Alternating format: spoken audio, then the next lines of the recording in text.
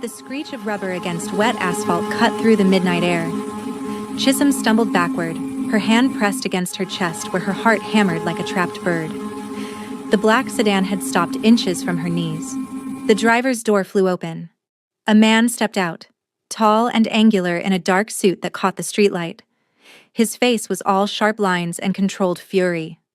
Are you insane? His Korean was clipped, precise. You walked directly into traffic. Chisholm couldn't answer. Her vision swam. The pain in her chest had started 20 minutes ago during her third online class of the night, but she'd ignored it like she ignored everything else that tried to stop her from working. Now her legs felt like water. She tried to form words in Korean, but they scattered. My daughter. Home. I have to. The man's expression shifted from anger to something else. He moved closer, and under the harsh streetlight she could see him properly. Mid-40s, maybe. Expensive watch. The kind of person who belonged in a different world than hers. You're not well. It wasn't a question. He was looking at her face with the focused attention of someone used to reading symptoms. When did the pain start? I'm fine.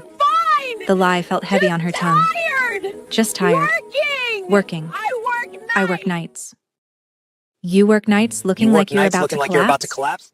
His eyes narrowed. Sit down before you fall down.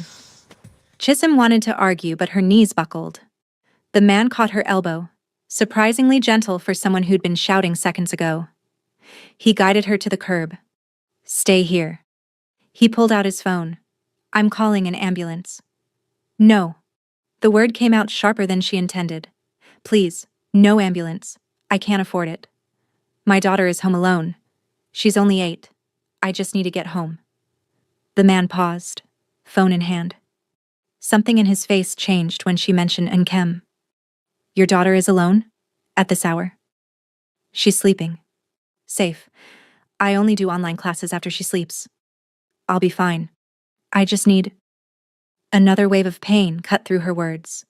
She doubled over, gasping. The man crouched in front of her. His voice dropped lower, losing its edge. Listen to me carefully. I'm a doctor, cardiac surgeon. What you're experiencing is not just tiredness. You need medical attention now. I don't have insurance that covers emergency care. I'm on a teaching visa. I can't. Forget about cost for 1 minute and focus on staying alive for your daughter. His words were blunt, but his tone had softened. If you collapse at home, who finds you? Your 8-year-old? The truth of it hit her harder than the chest pain. She thought of Nkem waking up, finding her mother unresponsive. The image made her throat tight. I can't leave her alone longer than I already have. Then I'll drive you. You tell me your address. I get you home. And if you're still breathing by the time we get there, you can decide what happens next. Chisholm studied his face. There was no pity in it, just practical assessment, like he was solving a problem that had landed in his path. Why would you do that? You don't know me. You walked in front of my car. That makes you my problem until I know you're not going to die in the next hour. He stood, offering his hand. I'm Dr. Yoon Ji-seo. And you are? Chisholm. She took his hand, let him pull her up. Chisholm 4. He opened the passenger door of his car. The interior smelled like leather and something antiseptic. Everything about it screamed expensive. Songpa-gu, she said as he started the engine. Mongchon Street, the old building near the convenience store. He nodded, pulling smoothly into traffic. She caught him glancing at her every few seconds, the way doctors do when they're monitoring symptoms. How long have you had heart problems? 2 years, maybe longer. There didn't seem to be a point in lying to him now. It started after Nkem was born. The doctors said mitral valve prolapse, gave me medication, said I'd need surgery eventually. But you haven't had surgery. Surgery costs more than I make in a year. She leaned her head against the window, the cool glass helping with the dizziness. So, I take medication when I can afford to refill it, and I keep working. That's the deal. That's not a deal. That's slow suicide. It's survival. There's a difference. He didn't respond immediately. The car hummed through empty streets, past closed shops and sleeping apartments. Tell me about your daughter. His voice was quieter now. Nkem. Despite everything, Chisholm felt herself smile. It means mine in Igbo. She's mine. My whole world. She loves drawing, asks a million questions, wants to be a scientist or a teacher, depending on which day you ask. And her father? Gone. Found out I was pregnant, paid me to disappear. His family made it clear a half-Nigerian child didn't fit their plans. The old bitterness had dulled over the years, but it still tasted sour. So, I stayed in Korea, because going back to Nigeria meant admitting failure, meant Nkem growing up in poverty instead of just difficulty. Working 3 jobs is more than difficulty. 3 jobs means rent gets paid, means Nkem has food and school fees, means I can send money home to my mother for her diabetes medication. Chisholm pressed harder against her chest. The pain wasn't subsiding. It means we survive. Until you don't. The car pulled up in front of her building. The lights were off in her window on the 3rd floor. Everything looked peaceful. Normal. Like her heart wasn't trying to give out. Dr. Yoon turned to face her fully. Let me walk you up. Make sure you get inside safely. You've done enough. Really, thank you for the ride. I'm not asking. He was already out of the car, coming around to her door. Hey everyone, welcome back to the channel. If you're new here, hit that subscribe button and ring the notification bell. This story gets intense, so you won't want to miss what happens next. Drop a like if you're already hooked, and tell me in the comments where you're watching from and what time it is for you right now. Let's build this community together. Now, let's continue with Chisholm's story. Chisholm wanted to protest, but the effort of forming words felt like too much. She let him help her out, his hand steady under her elbow as they crossed the small courtyard to the building entrance. The elevator was broken again. It had been broken for 3 weeks. She'd stopped reporting it because the landlord never fixed anything unless multiple tenants complained, and most of them avoided her anyway. The foreign teacher in 3B who kept odd hours and had a mixed-race child. 3rd floor, she said, eyeing the stairs with dread. Dr. Yoon looked at the stairwell, then at her, then did something that surprised her completely. He shifted his position and offered his arm properly, the way someone might help an elderly relative. 1 step at a time. They climbed slowly. By the 2nd floor, Chisholm's breathing had become ragged. The pain in her chest had spread to her left arm. She knew enough about cardiac symptoms to recognize what that meant, but acknowledging it would make it real, and real meant expensive, and expensive meant impossible. Almost there, Dr. Yoon said quietly. He wasn't even winded. She felt pathetic next to his easy strength. Her apartment door was locked, which meant Nkem had remembered to use the deadbolt like she'd been taught. Good girl. Always such a good girl. Chisholm fumbled for her keys, dropped them. Dr. Yoon picked them up without comment and handed them back. The lock clicked. The door opened into darkness and silence. Relief flooded through Chisholm so powerfully her knees almost gave out again. Nkem was fine. Still sleeping. Everything was fine. Thank you, she whispered, turning to Dr. Yoon. Really, I can manage from here. But he wasn't looking at her anymore. He was looking past her into the apartment, and his expression had gone very still. Chisholm followed his gaze. In the dim light from the hallway, she could see what he saw. The tiny space that served as living room, kitchen, and her bedroom all at once. The desk covered in 3 different sets of lesson plans, each for a different job. The calendar on the wall marked with colored codes for her various work schedules. The pill bottles lined up on the counter, some of them empty. This is where you live? His voice had lost its professional detachment. He sounded almost angry. This is where you're raising a child while working yourself to death? It's what I can afford. Chisholm felt defensive now, protective of this small space she'd fought so hard to keep. It's clean. It's safe. Nkem has her own room. We have enough. Enough?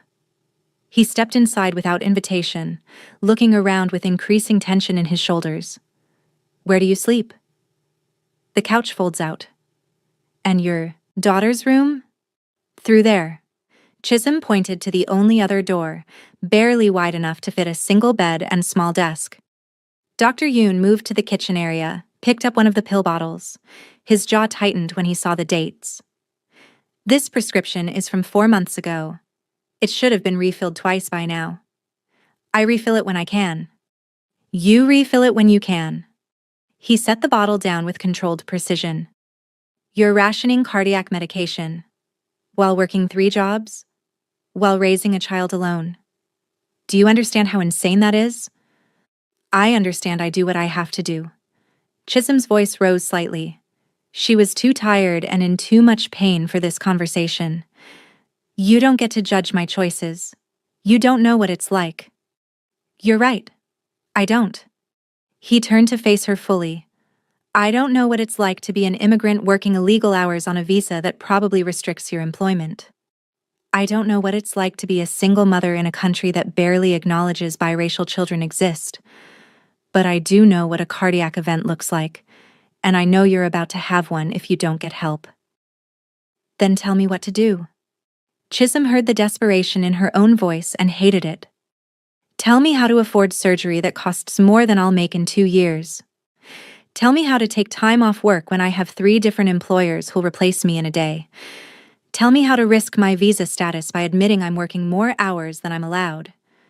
Go ahead, doctor. Tell me the solution. The silence between them felt heavy. Dr. Yoon's expression had shifted from anger to something more complicated. He looked at the pill bottles again, then at the small photo on the fridge of Chisholm and In-Kem at a park, both of them smiling. I need to check your vitals, he said finally. Do you have a blood pressure monitor? No. Thermometer? In the bathroom cabinet. He retrieved it while Chisholm sank onto the couch. The room had started spinning slightly at the edges. She closed her eyes, trying to focus on breathing steadily. Look at me. Dr. Yoon was in front of her now, checking her pulse with his fingers against her wrist. His touch was impersonal but gentle. When was your last full meal? This morning. In-Kem and I had breakfast before I took her to school. And since then? Coffee, some crackers during my afternoon class. It's past midnight. He didn't sound angry anymore, just tired. You've worked for almost 18 hours on coffee and crackers. I had a lot of grading to finish. The online students expect feedback within 24 hours or they complain to the company. The thermometer beeped. He checked it, frowned. Slight fever. Combined with the cardiac symptoms, severe fatigue, and malnutrition. He trailed off, making some mental calculation. I'm not malnourished. I eat fine. You give your daughter proper meals and live on crackers. That's not eating fine. Pulled out his phone. I'm calling an ambulance. No. Chisholm grabbed his wrist. Please. If I go to the hospital tonight, In-Kem wakes up alone. She's 8. She'll be terrified. And the bill? I can't. I just can't. Then what do you suggest? I wait until you actually collapse? Until your heart gives out completely? I suggest you leave and let me handle my own life. The words came out harsher than she intended. I appreciate the ride home. I do. But you can't fix this. Nobody can.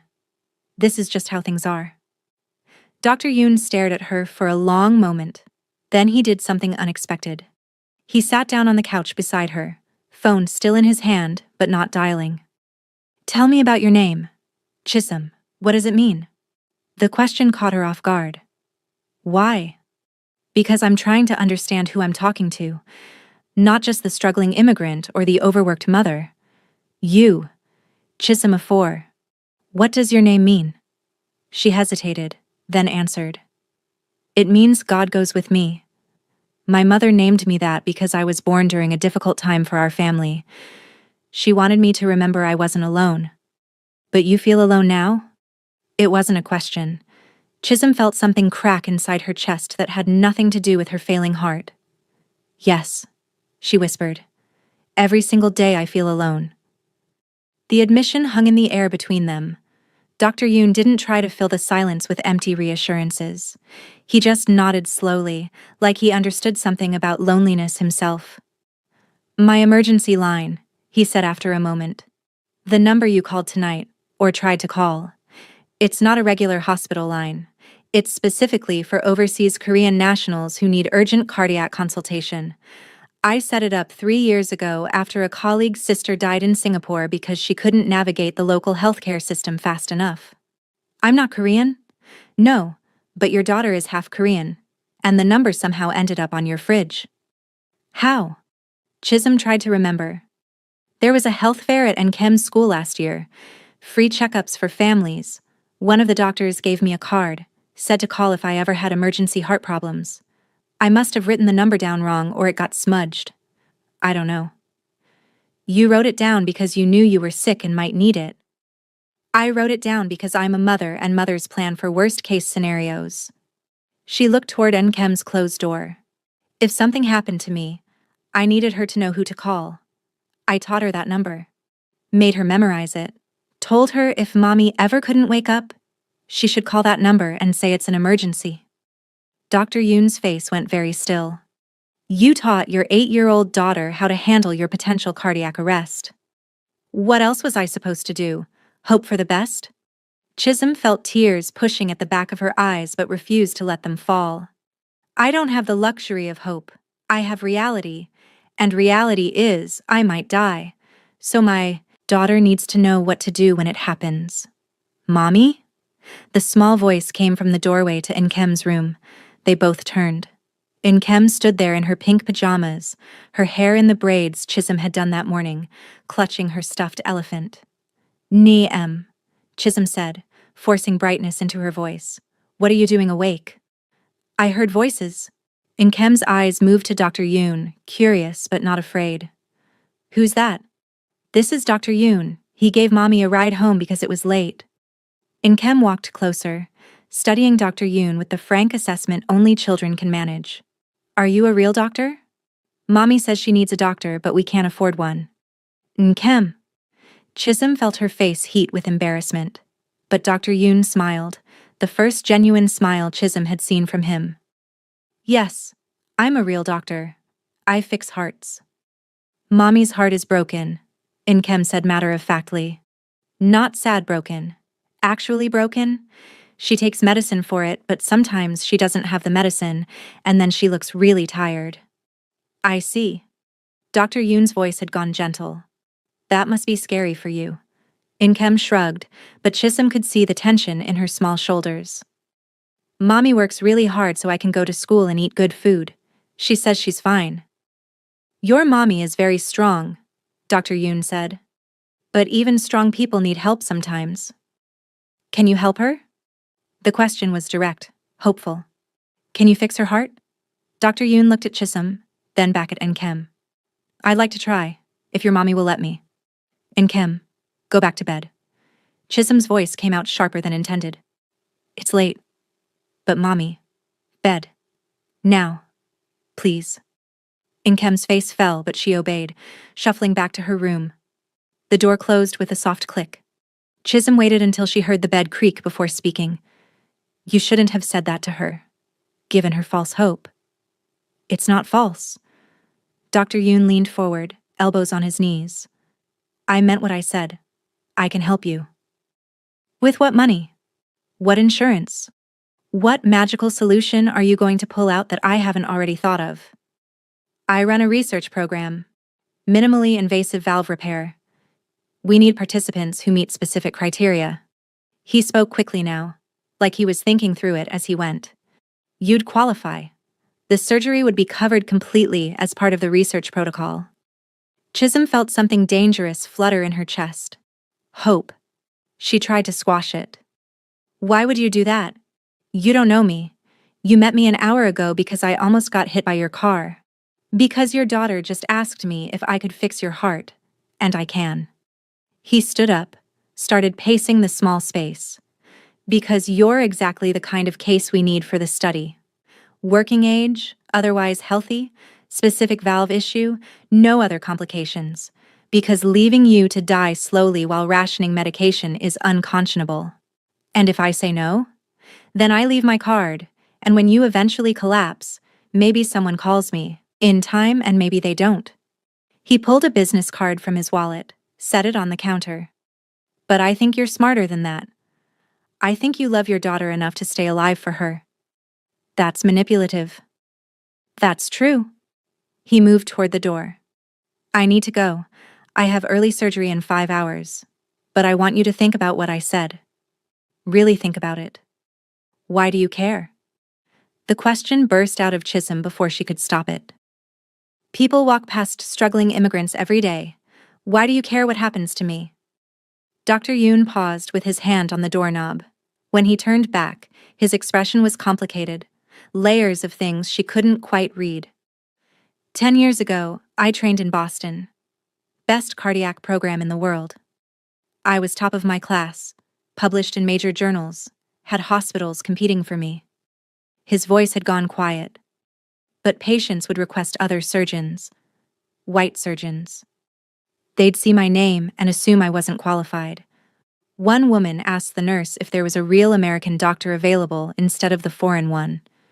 That's horrible. It taught me something important. Excellence means nothing if people don't see you as human first. He looked at her directly. You're working yourself to death in a country that sees you as temporary labor. Your credentials mean nothing. Your experience means nothing. You exist to fulfill a role and then disappear. I know what that feels like. So this is about guilt? About evening some cosmic score? This is about answering when someone needs help. Your daughter called my emergency line tonight in your phone contacts. She didn't, but she could have. And if she had, I would have come. Because that's what the line is for. He opened the door. Think about it. Call me tomorrow. He was gone before she could respond. Chisholm sat in the silence of her apartment, staring at the business card on the counter. Her chest still hurt. Her arm still ached. The exhaustion still pulled at her like weights. But something had shifted. Some small crack in the wall she'd built around herself. Inkem's door opened again. Mommy, is the doctor going to help you? Chisholm looked at her daughter's face, so full of hope and fear and love. She thought about teaching her the emergency number, about preparing her to find her mother's body, about all the futures that disappeared if her heart gave out. I don't know, Nanny M, Chisholm said honestly. But maybe. Come here. Inkem crossed the room and climbed onto the couch, tucking herself against Chisholm's side. She was getting so big, her legs dangling past Chisholm's knees now. How had that happened so fast? I'm scared, Inkem whispered. Me too, baby. Me too. They sat like that until Inkem's breathing evened out into sleep. Chisholm carried her back to bed, tucked the blanket around her small body, kissed her forehead. Then she returned to the couch and picked up Dr. Yoon's card. Dr. Yoon Ji Seo, Chief of Cardiac Surgery, Asan Medical Center. Below it, a phone number and email address. She turned it over in her hands, feeling the expensive weight of the cardstock. She thought about dying. Really thought about it for the first time in months. Not the abstract concept she'd been living with, but the concrete reality. Her body found by Nkem. The confusion and terror on her daughter's face. The long journey back to Nigeria, to relatives who could barely feed themselves. Nkem's future dissolving because Chisholm had been too proud or too scared to accept help. Her phone buzzed. A text from her morning kindergarten job asking if she could come in early tomorrow to cover another teacher's class. Extra pay. She normally would have said yes immediately. The money always won. But tomorrow, she might not wake up. Tomorrow, her heart might give out completely while she was teaching the alphabet to 5-year-olds who called her chocolate teacher and laughed when she mispronounced Korean words. Chisholm picked up her phone and typed a message to Dr. Yoon's number. Her hands shook slightly. I'll do it. The research program. If you meant what you said. The response came faster than she expected, like he'd been waiting. I meant it. Come to the hospital tomorrow at 10 a.m. Bring in Chem if you need to. We'll run tests and go over everything. I have work. Call in sick. This is more important. Chisholm stared at those words. This is more important. When was the last time she'd believed anything was more important than work? Then the next paycheck? The next bill? The next remittance to Nigeria?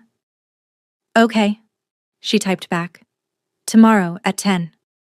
She set the phone down and looked around her tiny apartment. At the lesson plans that would still be there tomorrow. At the bills that would still need paying. At Nkem's door, behind which her daughter slept, without knowing her mother had just made a choice that might change everything. God goes with me, she whispered to the empty room. Please, let that still be true. The next morning, Chisholm called all 3 jobs. The kindergarten was annoyed but understanding. The Hagwon threatened to dock her pay. The online company didn't respond at all. She didn't care. She dressed Nkem in her best outfit, the blue dress with yellow flowers that made her look like sunshine. Where are we going? Nkem asked, bouncing with curiosity. To the hospital, to see Dr. Yoon. Is he going to fix your heart? He's going to try. The hospital was massive, all glass and steel and efficiency. Chisholm felt small walking through the lobby, aware of how her second-hand clothes and worn shoes looked against the polished floors. But the receptionist smiled when she gave her name, checked a computer, and directed them to the cardiac wing without any judgment in her eyes. Dr. Yoon met them in a consultation room. He looked different in his white coat, more official but somehow less intimidating than he'd been in her apartment. He shook Chisholm's hand formally, then crouched down to Nkem's level. Hi, Nkem. Remember me? You're the heart doctor. Nkem studied him seriously. Are you really going to help my mommy? Yes, I promise. Okay. Nkem nodded, satisfied. Can I draw while you talk to her? Dr. Yoon provided paper and colored pencils. Then he turned to Chisholm, his expression shifting to professional focus. I've reviewed what you told me last night. I need to run several tests today to confirm you're a good fit for the study. ECG, echocardiogram, blood work, full cardiac assessment. It'll take most of the day. And if I'm not a good fit? Then we find another solution. But I think you will be. He pulled up images on a computer screen. This is what the procedure involves. Minimally invasive means smaller incisions, faster recovery. You'd be in hospital for about a week, then restricted activity for another 3 weeks. A month without working. Chisholm felt panic rising.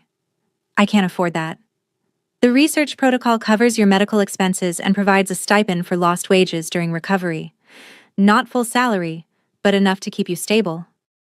He must have seen her skepticism because he added, This is a legitimate study, Chisholm. Everything is documented and approved. You're not accepting charity. You're participating in research that will help other people like you. People like me. People who need help but can't access it through traditional means. He met her eyes directly.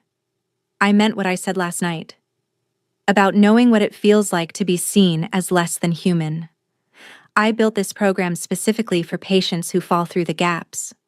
Chisholm looked at Nkem, concentrating hard on her drawing. She thought about teaching her the emergency number, about all the small ways she'd been preparing her daughter for the worst while pretending everything was fine. Okay, she said. Let's do the tests. The day passed in a blur of medical procedures. Nkem entertained herself remarkably well, charming nurses with her questions about heart anatomy. Dr. Yoon checked on them between his other patients, bringing snacks and making sure Nkem wasn't bored. By evening, the results were in. Dr. Yoon sat across from Chisholm in the consultation room again, Nkem dozing on the couch beside them. You're a perfect candidate, he said. The valve damage is significant but repairable. Your overall health, despite the malnutrition and stress, is good enough for surgery. He paused. I want to schedule you for next week. Next week? Chisholm's heart raced. That's so soon. That's necessary. You're running on borrowed time, Chisholm. Every day we wait is a risk. She looked at Nkem's sleeping face, thought about the future that still might be possible. About her daughter growing up with a mother instead of a memory. Okay, she whispered. Next week. Dr. Yoon smiled, and it transformed his serious face into something warm. You're making the right choice. Am I? Chisholm felt tears finally break through. What if something goes wrong? What if I don't survive and I've just given Inkem false hope? Then you'll have tried. You'll have fought for your life instead of just accepting death. He leaned forward. Your name means God goes with you. Maybe this is how. Maybe God goes with you through people who refuse to let you disappear. 3 months later, Chisholm stood in front of her new classroom at the international school. Proper teaching position. Actual benefits. A visa lawyer working on her case. Her heart, surgically repaired, beat steady and strong in her chest. Dr. Yoon had kept every promise. The surgery had been successful. The recovery had been hard but manageable. And somewhere in those weeks of hospital visits and follow-up appointments, something had shifted between them. Conversations that went deeper. Dinners that felt like dates. A connection neither of them had been looking for, but both were grateful to find. Inkem had drawn them a picture the week before. 3 figures holding hands under a bright sun. Our family, she'd labeled it confidently. Chisholm had cried when she saw it. Happy tears this time. Her phone buzzed. A text from Jiseo. Dinner tonight? I'm making jollof rice. Fair warning, it might be terrible. She smiled, typed back. Your jollof rice is improving, slowly. See you at 7. She looked out at her classroom, at the empty desks waiting for students, at the curriculum materials she'd developed, finally being recognized and used, at a future that had almost disappeared but had been given back to her through an unexpected call in the middle of the night. Sometimes God goes with you in quiet whispers, sometimes in loud miracles, and sometimes through a cardiac surgeon who stops his car instead of driving past someone in need. Chisholm touched her chest, felt her heart beating strong and sure. She was alive. She was loved. She was finally, truly home. And that's Chisholm's story. Thank you so much for staying till the end. If you loved this, hit that subscribe button and smash the like. Your support keeps these stories coming. Now tell me, what was your favorite moment? Chisholm's collapse? Dr. Yoon showing up? Little Inkem's bravery? Drop it in the comments below. I read every single one. And don't forget to share this story with someone who needs hope today. Click that share button right now. Thanks for watching. Until next time, remember, help can come from the most unexpected places. See you in the next story.